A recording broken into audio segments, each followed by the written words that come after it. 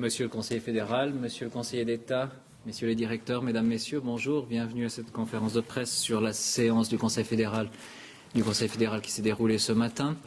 Vous avez reçu la plupart des informations sur ce qui a été décidé ce matin. Vous recevrez encore 3 communiqués cet après-midi. Je vous donne rapidement l'intitulé de ces communiqués. Vous recevrez un communiqué portant sur le rapport du Conseil fédéral relation entre le droit international et le droit interne qui devrait venir en fin de journée s'il vient encore aujourd'hui, sinon il sera distribué lundi prochain. Vous recevez également un communiqué sur le renforcement des mesures d'intégration ainsi qu'un communiqué sur la réponse du Conseil fédéral à une lettre du Conseil d'État tessinois relative aux relations Suisse-Italie et au scudo fiscale. Voilà pour les 3 communiqués que vous recevrez encore dans le courant de l'après-midi, je pense.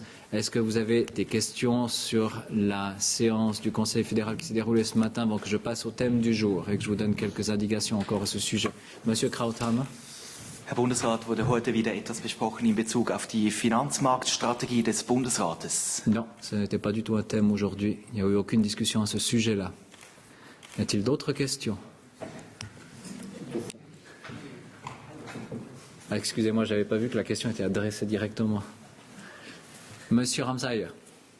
Ja, hat sich der Bundesrat auch über die Klage gegen Deutschland unterhalten, mit der Freisinn dem Bundesrat den Rücken stärken will?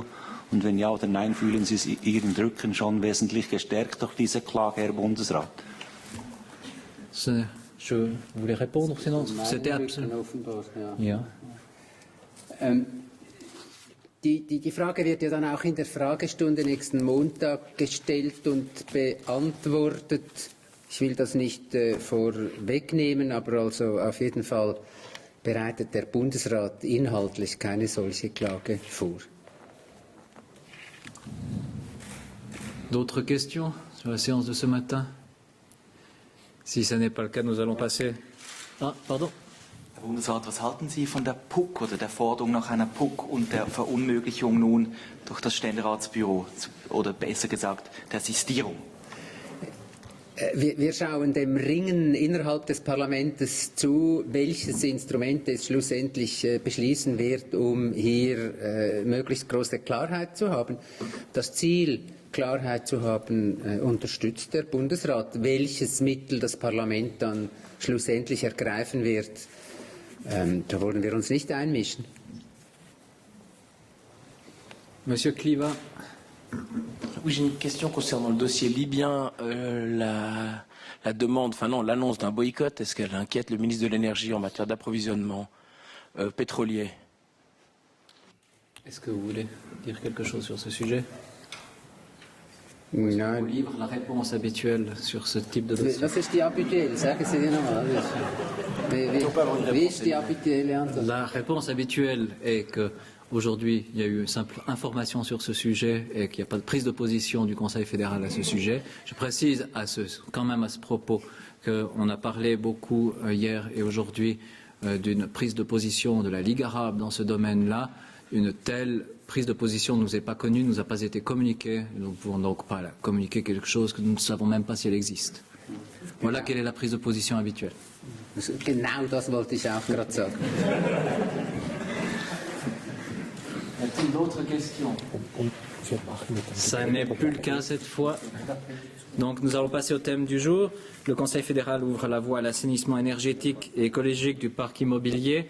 Le programme, le Skebroy des programmes, comme on l'intitule de manière assez courte et efficace en allemand. Nous allons vous présenter aujourd'hui quelles étaient les décisions du Conseil fédéral. À la suite, et là je le précise pour les photographes, il y aura un accord qui est signé entre la Confédération et les cantons, raison aussi de la présence de Monsieur le conseiller d'État Stefan Engler, que j'ai le plaisir de saluer sur ce podium. Donc vous aurez la signature qui sera faite de cette convention juste après la présentation du sujet lui-même. Donc restez encore jusque-là. Nous passerons d'abord la parole à Monsieur le conseiller fédéral Leuenberger qui s'exprimera. Monsieur Engler s'exprimera ensuite. Nous prendrons les questions et réponses. Et pour les questions et réponses, vous pourrez bénéficier aussi de l'avis compétent de Monsieur Bruno Oberle, le directeur de l'Office fédéral de l'environnement, et de Monsieur Walter Steinmann, le directeur de l'Office fédéral de l'énergie. Monsieur le Conseiller fédéral, vous avez la parole. Ja, wir haben an unserer heutigen Sitzung die Rechtsgrundlagen über die Gebäudesanierung auf den 1. Januar dieses Jahres in Kraft gesetzt und starten mit der heutigen Unterschriften unser Programm. Wir streben an, bis ins Jahr 2020 mit diesem Programm den CO2-Ausstoß jährlich um ca. 2,2 Millionen Tonnen zu reduzieren. Und wir geben in den nächsten 10 Jahren 3 Milliarden für Gebäudesanierung und erneuerbare Energien aus. Das Ganze ist Teil unserer Klimapolitik, in Klammer könnte auch sagen, eben ein erster Schritt, um tatsächlich von Öllieferungen aus überall in der Welt unabhängig zu werden. Also hier ein enger Konnex mit der Frage, die soeben gestellt wurde. Ich möchte nochmals die Ziele unserer Klimapolitik in Erinnerung rufen. Wir wollen den CO2-Ausstoß bis ins Jahre 2020 um mindestens 20% gegenüber 1990 reduzieren. Und um dieses Ziel zu erreichen, brauchen wir eine Reihe von Maßnahmen. Das wichtigste Instrument ist das CO2-Gesetz. Das befindet sich in der Beratung der Nationalratskommission. In den Zielsetzungen war die Kommission recht mutig bis jetzt, ist zum Teil weitergegangen als der Bundesrat, aber jetzt wird um jede einzelne Maßnahme gerungen. Ich muss einfach betonen, letztlich misst sich der Erfolg der Klimapolitik an den Maßnahmen und nicht an den Zielen, die deklariert werden. Und das Gebäudesanierungsprogramm ist eine solche konkrete Maßnahme. Wir hatten im letzten Sommer beschlossen, dass 1/3 der CO2-Abgabe auf Brennstoffen, die seit 2008 erhoben wird, für die Sanierung von Gebäuden und den Einsatz erneuerbarer Energien in Gebäuden einzusetzen sei. Investiert wird diese Abgabe mit der Teilzweckbindung innerhalb des Gebäudeprogramms. Bund und Kantone tragen das gemeinsam. Seit dem 1. Januar läuft es und es ersetzt das bisherige Förderprogramm des Klimarappens. Und damit wir das nahtlos fortführen können, haben wir heute die vom Parlament beschlossene Gesetzesänderung rückwirkend auf den 1. Januar in Kraft gesetzt. Das Gebäudesanierungsprogramm ist klimapolitisch und energiepolitisch von großer Bedeutung. Über 40% des CO2 entsteht in der Schweiz beim Heizen. Und der CO2-Ausstoß im Gebäudebereich ist auch deshalb hoch, weil 60% aller Immobilien älter als 25 Jahre sind und somit aus der Zeit vor der Erdölkrise stammen.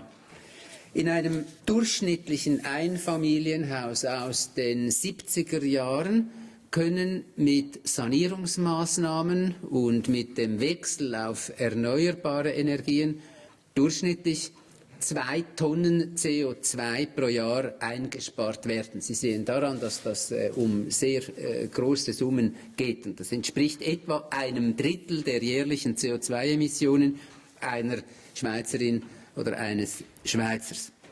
Rund 1,5 Millionen Gebäude sind in der Schweiz energetisch dringend sanierungsbedürftig. Jährlich wird bis anhin, also ohne dieses Programm, nur gerade 1% der bestehenden Liegenschaften erneuert. Das würde also, wenn das so weitergehen würde, rein rechnerisch etwa 100 Jahre dauern, um in der Schweiz jedes Haus einmal energetisch zu sanieren. Und mit dem Gebäudesanierungsprogramm wollen wir das nun vehement beschleunigen. Von diesem Programm profitieren neben dem Klima auch die Hauseigentümer. Es kommt aber auch jenen Unternehmen zugute, die sich auf Haussanierungen und Gebäudetechnik spezialisiert haben oder Lieferanten für erneuerbare Energien sind. Ob dann auch wirklich genügend Hausbesitzer für eine energetische Haussanierung und für den Einsatz erneuerbarer Energien motiviert werden können, das hängt nicht nur von diesem Programm und den finanziellen Anreizen ab, sondern auch von externen Faktoren, also wie eben dem Ölpreis allfälligen Boykotten oder der konjunkturellen Lage. Nun, dieses Programm wurde gemeinsam von Bund und den Kantonen erarbeitet. Die Kantone haben vehement und zu Recht von allem Anfang an gesagt, wer da zuständig ist. Das steht in der Verfassung, das war nie irgendwie umstritten. Wir haben da, glaube ich, gut zusammengearbeitet. Für die Umsetzung sind ja jetzt auch die Kantone allein zuständig und deswegen erfolgt nachher diese feierliche Unterschrift im Sinne unseres föderalistisch aufgebauten Staates. Und wie das jetzt funktioniert, konkret, das zeigt Ihnen jetzt sehr gerne Herr Regierungsrat Stefan Engler. Und wenn er gesprochen hat, werden wir dann feierlich unterzeichnen. Ja, vielen Dank, Herr Bundesrat. Ich möchte Ihnen im Namen der Kantone und auch dem Bundesrat für den heutigen Entscheid danken. Mit diesem Entscheid und mit der Programmvereinbarung, die wir anschließend unterzeichnen werden, schafft der Bundesrat die Voraussetzungen für ein flächendeckendes, langfristiges Gebäudeprogramm, das schweizweit, also nach einheitlichen Kriterien, die Energieeffizienz in den Gebäuden markant verbessern soll. Und es wurde gesagt, und ich kann das nur unterstreichen, das ist klimapolitisch ein Fortschritt. Durch die Verringerung der Abhängigkeit wird dadurch auch die Versorgungssicherheit erhöht und durch die Investitionen, die damit ausgelöst werden, dient das auch der Volkswirtschaft in unserem Land. Die Kantone haben innerhalb von 8 Monaten, und das ist eine relativ kurze Zeit, dieses Programm mit der Unterstützung des Bundesamtes für Energie und des BAFU auf die Beine gestellt. Es ging darum, die inhaltlichen Anforderungen zu definieren, die in der ganzen Schweiz gleich sein sollen. Es ging aber auch darum, eine Organisation aufzubauen, welche die Koordination unter den Kantonen wahrnehmen kann. Und es ist mir ein Anliegen, hier besonders den Leuten der kantonalen Energiefachstellen, Herr Kubik vertritt die Energiefachstellenkonferenz hier, diesen Leuten zu danken. Die haben da sehr viel Arbeit auf sich genommen, um in dieser kurzen Zeit das zu organisieren. Und auch die von uns beauftragten Firmen haben da eine Parforce-Leistung dafür erbringen müssen. Es wurde gesagt, die Kantone sind echte Partner des Bundes in diesem Programm. Es geht also hier nicht rein nur um Vollzug, sondern es geht um Umsetzung, also ein feiner Unterschied, wenn man von Vollzug oder von Umsetzung spricht. Die Kantone sind aber auch deshalb mehr als nur ein Vollzugsorgan, weil sie ergänzend zu diesem Gebäudesanierungsprogramm selber in die Kasse greifen und jährlich 80 bis 100 Millionen Franken zusätzlich beisteuern, um im Speziellen im Bereich der erneuerbaren Energien noch etwas mehr Schwung zu geben. Also nebst den Mitteln, die aus der CO2-Abgabe stammen, leisten die Kantone noch dazu 80 bis 100 Millionen Franken im Jahr, insbesondere zur Förderung der erneuerbaren Energien in den Gebäuden. Und so stehen doch 280 bis 300 Millionen Franken im Jahr jährlich für dieses Programm zur Verfügung. Und das sind diese 3 Milliarden Franken innerhalb von 10 Jahren. Mit anderen Worten, es ist dem Bund zusammen mit den Kantonen gelungen, hier die Kontinuität aufrechtzuerhalten. Sie wissen, das Vorläuferprogramm war ja der Klimarappen und jetzt ist es gelungen, ohne Unterbruch, und das war wichtig, mit diesem Gebäudesanierungsprogramm weiterfahren zu können. Die Ausgestaltung dieses Programms richtete sich nach 3 Zielen aus. Wir wollten unbedingt ein kundenfreundliches Modell entwickeln und dem dient eine zentrale Programmplattform. Unter www.dasgebäudeprogramm.ch findet man in allen Landessprachen, ich hoffe auch auf Romanisch, sonst müsste man das dann noch machen, findet man die Voraussetzungen, die erfüllt sein müssen, um über dieses Programm hier zu diesen Unterstützungen zu kommen. Also es soll unkompliziert sein für den Bürger, für den Gesuchsteller, für die Gesuchstellerin. Wir wollten auch einen idealen Mix von Einheitlichkeit und Vielfalt gewährleisten, also überall dort, wo es um Förderbeiträge geht, an die Sanierung von Gebäuden, also um die Energieeffizienz der Gebäudehülle oder der Haustechnik. Da gibt es schweizweit vereinheitlichte Grundsätze und Voraussetzungen. Und überall dort, wo es um Fördergelder geht im Bereich der Haustechnik und der erneuerbaren Energien, haben die Kantone die Möglichkeit, Spezialitäten da auch speziell zu fördern. So macht es wahrscheinlich im Stadtkanton Basel weniger Sinn, Holzfeuerungen zu unterstützen, als beispielsweise in meinem Kanton in Graubünden. Und somit haben wir das erreicht, was wir wollten, also möglichst einheitlich, möglichst unkompliziert und bürgernah. Und die dritte Voraussetzung war einen nahtlosen Übergang vom Klimarappen jetzt in dieses neue Programm zu schaffen.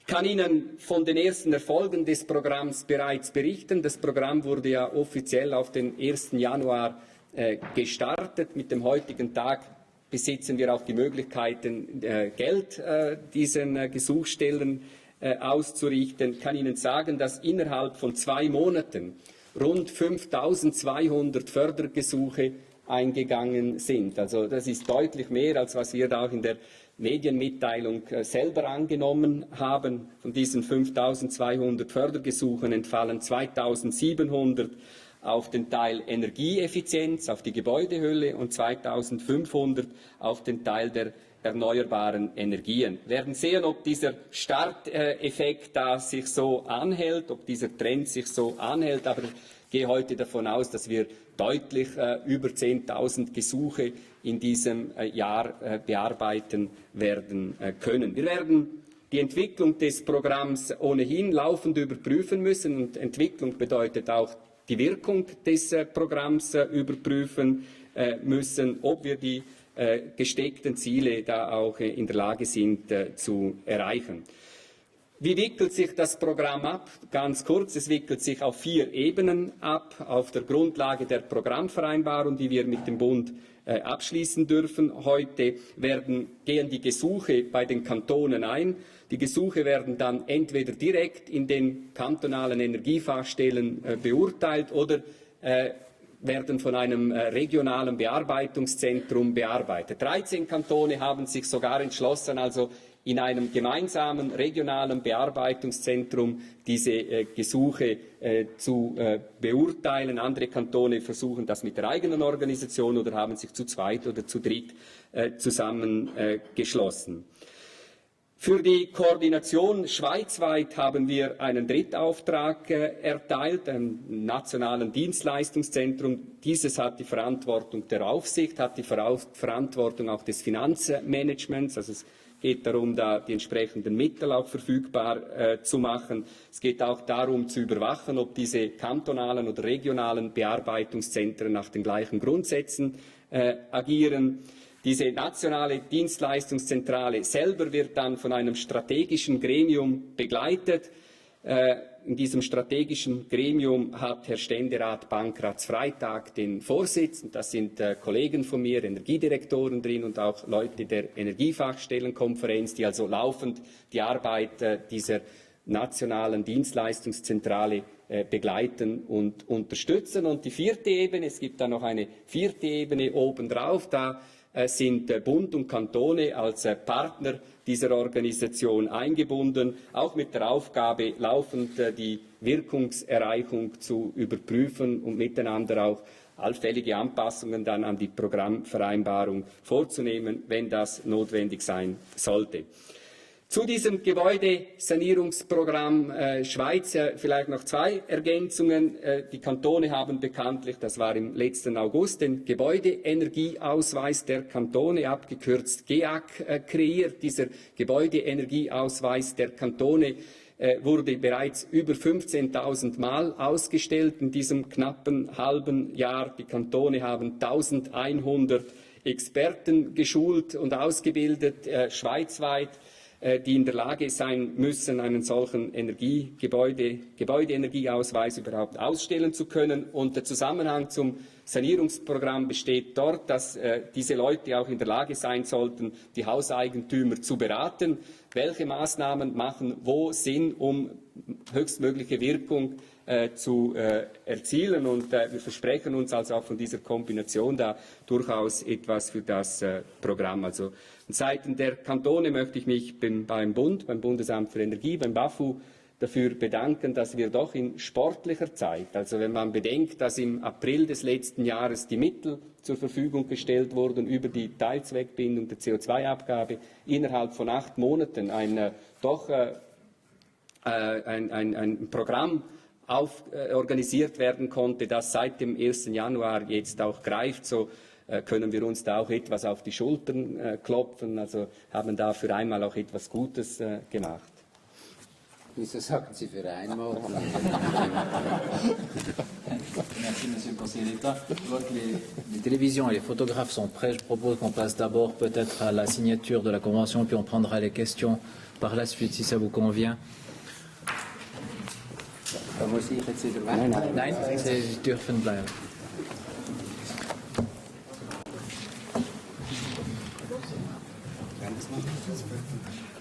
Sie sind beweglich, die meisten sind auch Sportjournalisten, Fotografen.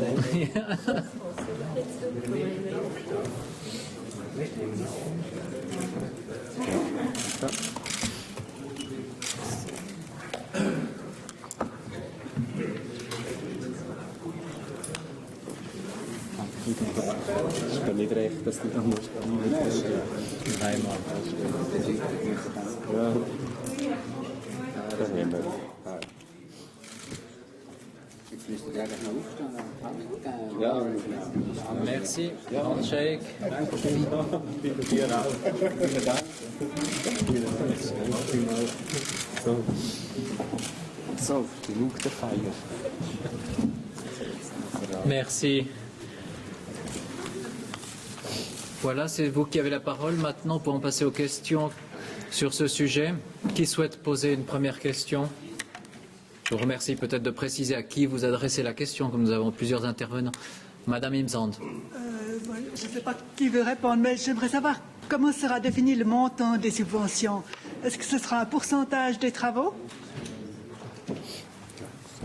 Monsieur Engler. Also die Frage, die gestellt wird, richtet sich nach der Höhe der Ansätze für die jeweiligen Maßnahmen zur Effizienzsteigerung. Oder ein Element dieses Programms besteht darin, dass auch eine Komponentenförderung möglich ist. Das heißt, es braucht nicht eine umfassende, integrale Sanierung eines Gebäudes. Ein Eigentümer kann sich auch dafür entschließen, nur die Fassade, nur die Fenster zu verbessern, zu sanieren. Und aus den Erfahrungen, die man in den wenigen Kantonen, die bereits ein solches Förderprogramm kannten, weiß man, dass 10% der anrechenbaren Kosten wahrscheinlich zu wenig ist, um einen Impuls, um einen Schwung auszulösen. Also hat man sich entschieden, zwischen 10 und 20% der anrechenbaren Kosten als Förderung auszurichten. Davon verspricht man sich auch versprechen wir uns, dass die Hauseigentümer eben auch animiert werden, das zu tun.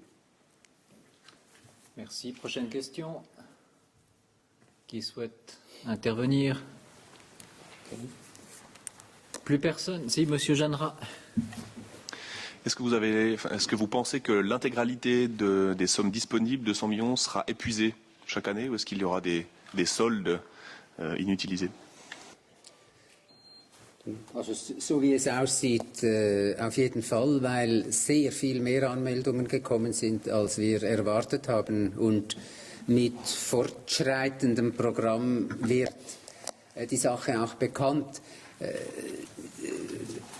Gerade am Anfang hat eigentlich, war in vielen Kreisen eigentlich der Umstand, dass eben wie groß der CO2-Ausstoß durch das Heizen beim eigenen Haus ist, war vielen Leuten nicht bekannt. Und durch diese